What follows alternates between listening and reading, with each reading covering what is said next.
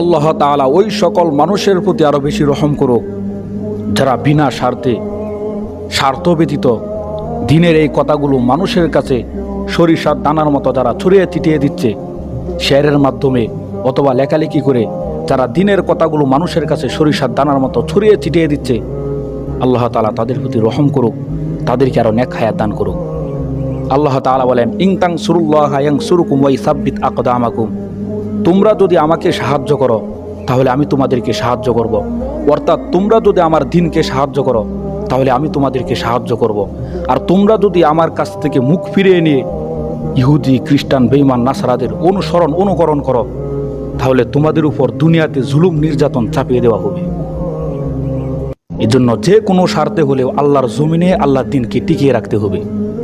হে তরুণ, হে যুবক, তোমার শরীর থেকে যদি এক ফোঁটা ঘাম বের হয় সেটা যেন হয় আল্লাহর জমিনে আল্লাহর দ্বীনকে বিজয়ী করার জন্য। তোমার শরীর থেকে যদি এক ফোঁটা রক্ত ঝরে সেটা যেন হয় আল্লাহর জমিনে আল্লাহর দ্বীনকে বিজয়ী করার জন্য। মানুষের কোনো মতবাদ, মানুষের কোনো তৈরি আইন বাস্তবায়ন করার জন্য তোমার জন্ম হয় নাই। তোমার জন্ম হয়েছে আল্লাহর জমিনে আল্লাহর দ্বীনকে প্রতিষ্ঠা করার জন্য। যেভাবেই হোক, যদি জীবন দিতে হয় জীবন দিয়ে হলেও আল্লাহর জমিনে আল্লাহর দ্বীনকে বিজয়ী করতে হবে।